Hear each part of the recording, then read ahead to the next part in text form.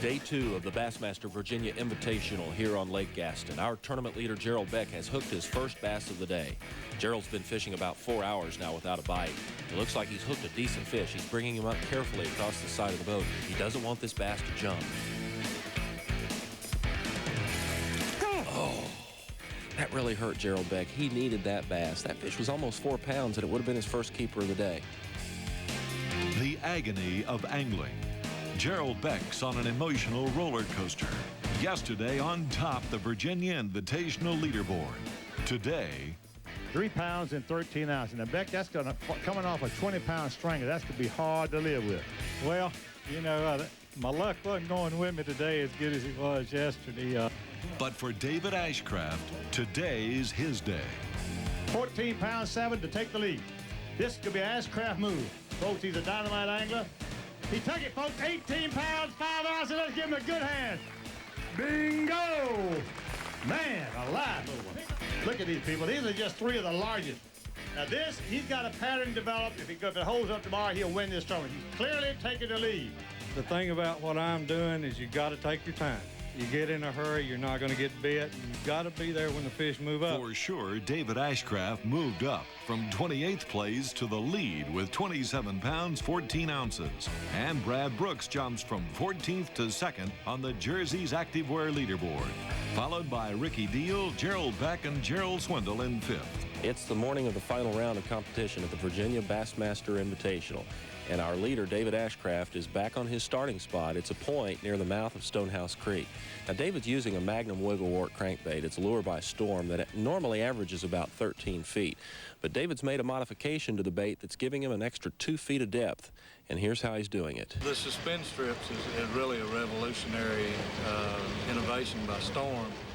It's when you can take a bait and really fine-tune it. A crankbait, plastic or wood, has a tendency to rise really quick. So what you want to do with the suspend strips and the suspend dots is to add enough weight to where when you hit a stump or a rock that you can actually stop reeling and the bait very slowly rise. And the longer the bait stays in the strike zone, the better chance you've got of catching a fish. And also, it'll add some depth to the bait. Magnum Wigglewort normally runs 12 to 13 feet on 12-pound line. I've got 10 suspend strips on my crankbait, and it's getting down about 14 to 15 feet. It still has a great wobble. It does the job that it was intended to do, but you add a little depth and a little bit of extra perspective to the bait. There's a weed bed runs down through here in 10 feet of water. And there's a point runs off this boathouse, runs back out toward the main lake. And there's 2 big stumps on it, one over here in about 12 feet of water and one out there on 15, right on the end of the point. And that's really the key, is to have something that's higher than the bottom for these fish to relate to. And I feel it coming up on that stump. I've already found it once. Is to really slow it down and give that fish an opportunity to see the bait.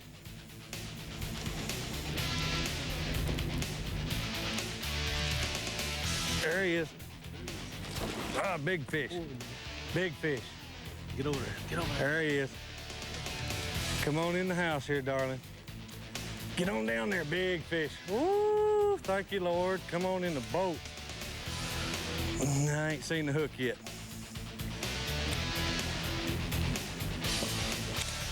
Just don't want her to come up. Get on down there. Get on down there. Get on down there. Yeah, it's down in her throat.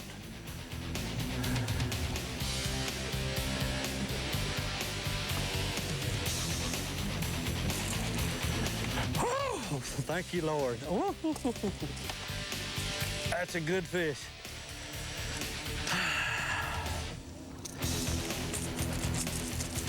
Boy, she had swallowed it. Nice 3-pounder. David Ashcraft is on the pro staff of Storm Lures, and they're, of course, primarily a hard plastics manufacturer. So David spent a lot of time learning just the right technique to present a crankbait to the bass. You just have to experiment with the suspend strips as to how much you put on them. And the first place I start is at the bill. I want to get the bill pointed downwards. After I put 5 or 6 on, I usually start with about 4 and then I'll make a cast and see if the bait floats up too fast. If it floats up too fast, I start adding them to the rear, and also you want to add them to the rear to make the bait set level. If you put too many on the nose of the bait, it'll set just like this, and it's unnatural to a fish. So you want to add the strips to the back so that bait, when it hits that stump or limb, it sits just like this. It has actual neutral buoyancy or floats very slowly upward. And a crankbait has a tendency to want to float backwards. And that's because of this diving bill causes friction on the water. It doesn't let it rise straight up. It'll actually go backwards. So you want to add just enough weight to make it rise slowly or suspend perfectly over a piece of cover.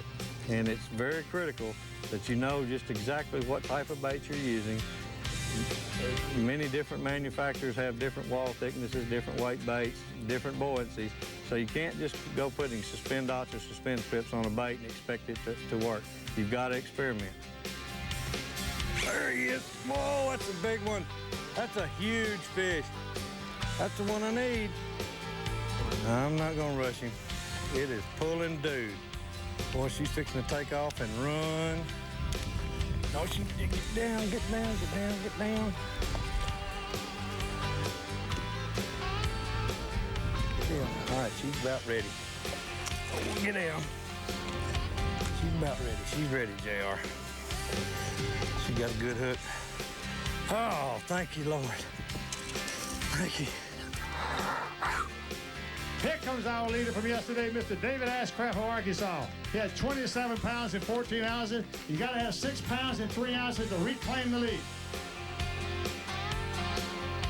He did it 10 pounds, 9 pounds, 4 ounces, 9 pounds, 4 ounces. Incredible. Hold him up. This is what it's about. That's what it's about. First time he's ever won a tournament from Bismarck, Arkansas. Incredible angler. He's fished in the Classic, but this is the first time he's had a kill. First win on the Invitational Circuit or any one of our tournaments. I caught my fish, believe it or not, 12 to 15 foot deep. That is incredible. Almost all the guys have reported shallow water bass, and here you are using your head, moved out. Why didn't other people do that? Muddy water scares fishermen as far as trying to fish deeper. But one of the things I've tried to tell people the last couple of days, you haven't had any major fronts to change the location of the fish. We're still in the summertime hot water pattern. The only thing that's happened is muddy water, and essentially what it's done is give them cloud cover. And the fish down the lake where I was fishing usually live their lives in the summertime probably 25 to 30 foot deep. They just moved up and they're living about 20 to 22 now and moving up on these little ledges and points 12 to 15 foot deep. Yeah, it's down in her throat. Right now, it's time for the Pros Pointer, the tournament champion's winning tip. Brought to you by Wrangler Rugged Wear, geared for the outdoors. Thank you. With the new suspend strip from Storm, you can actually make a bait suspend by a piece of structure, whether it's a stump or a rock. And what you want to do is make a long cast. Start cranking your bait till you feel it make contact with the bottom. You got to have that bait working the bottom at all times. It's got to be touching something. And when you feel something like a stump or a rock, like that right there, you really want to slow down and crawl the bait up to it, and then actually stop the bait when you hit the piece of cover that you're fishing and let the fish hit it. It stays right there on the strike zone for a long time, but you can still cover a lot of water with it, whereas with a worm or a jig, you've got to work a whole lot more water, a lot slower to find that piece of cover. Suspend strips, another way to catch bass. And thanks, David, for proving our point that successful bass fishing is a game of adjustment. Next week, the Bassmasters follow the tournament trail to Charles County, Maryland. The top 100 BASS pros and amateurs fish the Potomac River. You'll be amazed at the number of 5 bass limits. For the Bassmasters, I'm Bob Cobb. See you all right here next week on TNN Outdoors. The Bassmasters has been brought to you by